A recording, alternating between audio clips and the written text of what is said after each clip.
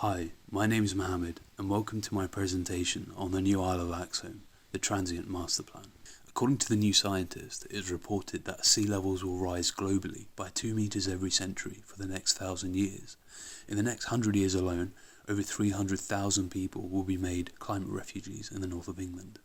The village of Fairbourne in North Wales will be decommissioned by the government in 2035 due to a lack of funding for future flood defences. The populace have already been told to leave. They will become climate refugees. In response to this oncoming threat, in 2022 the Prime Minister announces the creation of the British Survey Coastline Commission to bring forward a solution to this crisis and to answer the question, to where will the 300,000 climate refugees of the North East relocate? At first the Commission looked to the Dutch Frisian Islands. Over the past millennia, the sediment of the Frisian Islands has been slowly shifting eastwards towards mainland Europe. However, the settlements on the island have remained static, now sitting on the west coast due to this geological shift that has occurred. Very soon their settlements will be at the mercy of the receding coastlines. As is the case with the Dutch Frisian Isles, the soft sediment which makes up Britain's east coast will provoke a rapidly changing coastline over the next 100 years. With geological shift occurring faster than ever and rapidly rising sea levels, our coastlines are receding fast. The Frisian Islands highlight the core problem with our current way of thinking about towns and cities as static entities. How might future civilizations live in a state of transience as opposed to permanence?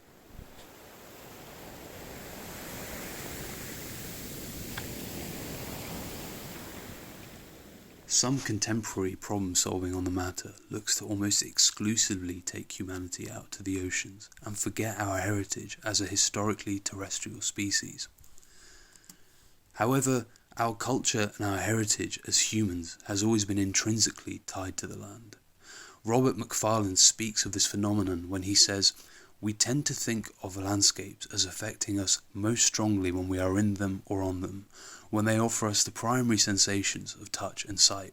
But there are also landscapes we bear with us in absentia, those places that live on in memory long after they have withdrawn in actuality. Paths are the habit of a landscape. They are acts of consensual making." This idea provoked me to imagine the identity of the new Isle of Axholme as having a duality, playing off both elements of land and sea as opposed to abandoning our terrestrial roots altogether. The new map of Britain's coastline illustrates the scale of land that will be lost on our northeast frontier. What will remain will be a cluster of archipelagos, the largest of which will be the new Isle of Axholme. On this island, almost 70% of the existing man-made built environment will be underwater. What if the bulk of human activity could be shifted out to the sea, allowing our precious landscape to serve a more cultural and reconnective role to our terrestrial roots? In Britain we have a rich heritage of reaching out past our coastlines. The pier has maintained a vital function of allowing us to experience the sea while remaining tied to land. However, in a future where the scarcity of land pushes us to live out on the water, could the role of the pier be reversed? Could it instead be a means to bring us back to experience the sacredness of land from which we came? One of the key factors in such a massive erosion of the northeast coast are the soft, superficial and bedrock deposits of clay, silt and sandstone. The Spurn Point Peninsula has already seen massive erosion across its coastline, and all along the east coast we will lose various scales of settlements to the waters, ranging from small hamlets to cities. When imposed upon the new Isle of Axholme, we see the density of what 300,000 climate refugees will look like. As our habitable land and settlements are lost, the new Isle of Axholme will grow to accommodate those fleeing the crisis, growing in population while the neighbouring towns and cities shrink in size. Welcome to the new Isle of Axholme. The project deals with 3 different conditions: the sacred land, the transient master plan, and the pier as a link between the two. Firstly, let's take a look at the piers. The reimagined piers will serve 2 key functions: the production of food and the delivery of housing, which will be manufactured back on land. These vast monolithic superstructures will jut out into the North Sea and form a calm lagoon microclimate against the harsh North Sea coastal winds, within which the delicate housing will sit. This immense network of piers will be the largest assembly line ever created, delivering newly built homes to New Axholme. They will form a permanent skeleton to which the Transient Masterplan will connect. The network of piers will be made up of varying pier typologies. The piers will become the new synthetic ground, and therefore will serve one of the key functions traditionally delivered by land: food production. The top level will provide mixed arable and poultry farming to feed the huge number of climate refugees who will move to New Axholme. Meanwhile, on the lower level, homes will be delivered along the piers in a conveyor belt manner, using a track system. Cedric Price's Potteries Think Belt project proposes a similar system of transporting accommodation and amenities through a city using railway tracks. The massive North Sea brace has been crafted using computational fluid dynamics, specifically to deal with the brittle southeasterly coastal winds on site, as inspired by the Svalbard Science Centre in Norway. The thrashing waves will fall upon huge wave baffles which sit beneath the brace, and on the leeward side of the piers, cable cars will transport residents to and from land. Inside the piers, a workforce of robots and people will work together to ensure any changes or repairs are conducted on the homes. While the brace will protect the residents of New Axholme against the southeasterly winds, a deep belt of saline-tolerant wet woodland vegetation will embrace and protect the existing sacred land from the southwesterly winds. The protective hedgerows will show the mark and memory of the brittle wind as they protect the island. This theme of protection permeates throughout the architectural and landscape strategies of the project, and I'll come back to this a little later on. Now, looking at the Transient Masterplan of New Axholme. To achieve true transience, each home in New Axholme will sit atop a buoyant concrete pontoon, allowing them to react to the changes in tide and weather, a technology pioneered in the Brockhorst Visitor Centre by Adam Kahn Architects.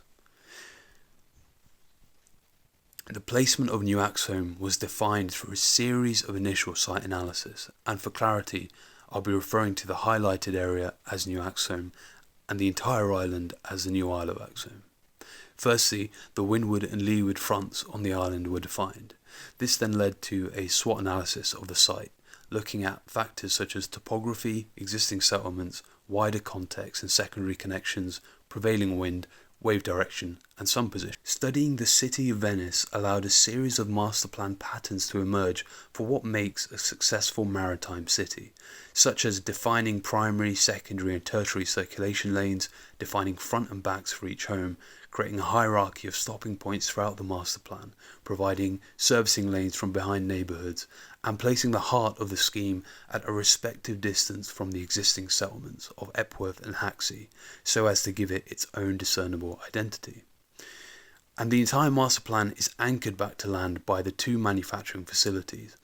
As the population of New Axholme grows, the piers are extended to cope with the greater demand on housing.